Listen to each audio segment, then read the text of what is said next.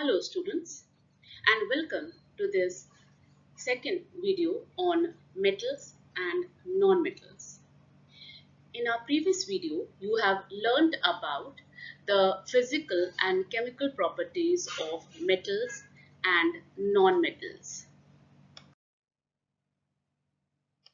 In this video, we will learn about ionic compounds and how they are formed.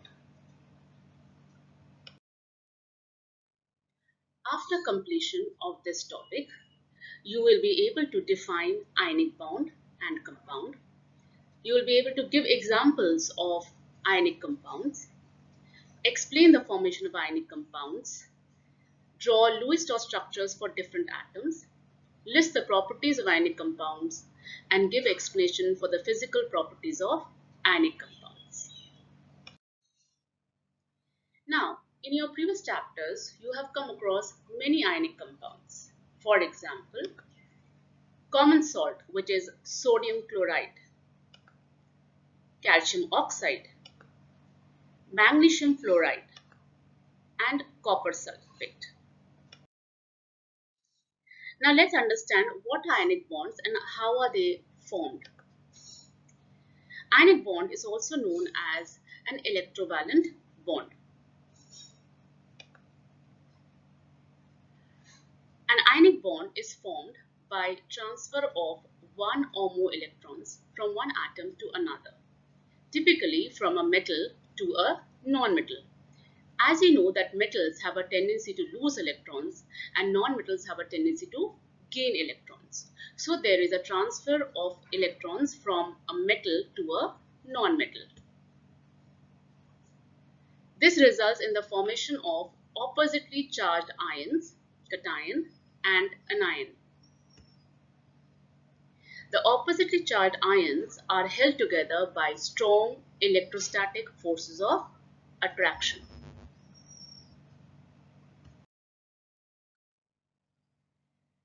So, there are strong electrostatic force of attraction between the oppositely charged ions, and this electrostatic force is what causes ionic bonds. To understand how ionic bonds are formed, we need to understand Lewis dot structures. Now, what are Lewis dot structures? They are basically electron dot structures of an atom. A Lewis dot structure represents the valence electrons of the atom with the help of dots. As you can see in the first example, sodium has one valence electron. Its configuration is 281, so it has one electron in the last shell. This electron is shown by a dot. Chlorine has a configuration of 287. Therefore, its Lewis dot structure contains 7 dots which represent the valence electrons. In this slide, you can see the Lewis dot structures for the first 20 elements. As you can see, lithium, sodium and potassium, they all have one valence electron. Please recall the electronic configuration of lithium is 2,1, for sodium is 281 and potassium is 2881. Therefore, they all have one dot in their Lewis dot structure. Now let us understand the formation of ionic compounds by taking a few examples. They follow the electron transfer method. For example, sodium chloride. Now in this, sodium has a configuration of 281, and to attain the octet configuration, it needs to lose one electron. When it loses one electron, it forms a sodium cation, Na+. On the other hand, chlorine, which has an electronic configuration of 287, needs to gain one electron to attain the octet configuration. On gaining one electron, it forms a chloride ion. So basically, sodium needs to lose one electron and chlorine needs to gain one electron. Therefore, as you can see in the figure, there is transfer of electron from sodium, the metal, to the non-metal chlorine, as a result, sodium forms sodium cation, Na+, and chlorine forms chloride anion. The two ions are oppositely charged and they attract each other with strong electrostatic force of attraction to form the compound NaCl.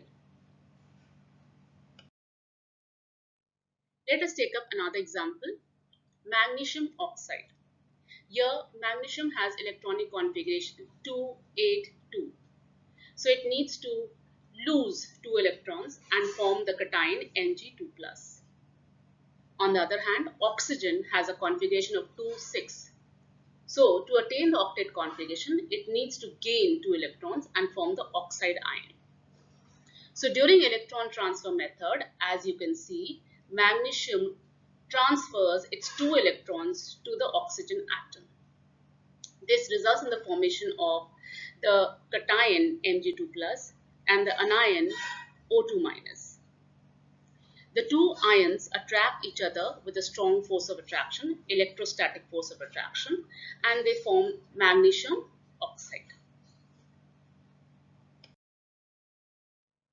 Now let's understand the properties of ionic compounds, which arise mainly due to the strong electrostatic forces of attraction between the ions. The physical state is crystalline. They are crystalline hard solids at room temperature but are brittle, meaning they will break into pieces on hammering. They have high melting and boiling points due to the strong inter-ionic forces of attraction. That is why a large amount of heat is required to overcome those strong forces of attraction. Ionic compounds are soluble in water, but not in organic solvents like benzene, carbon tetrachloride, etc.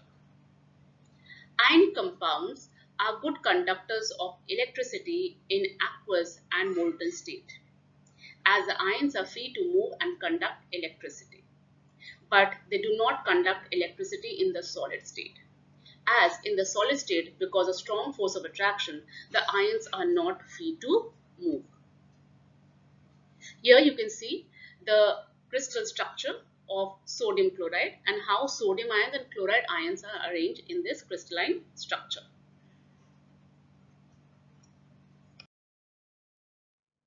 You can test your understanding of this concept by doing the given question. You can show bonding in the following compounds by electron transfer method, as I have done for sodium chloride and magnesium oxide. You can do for potassium oxide, calcium chloride and sodium sulfide. Any doubts related to this topic will be taken up during the online class. I hope this video will be helpful in understanding ionic compounds and their properties. Thank you.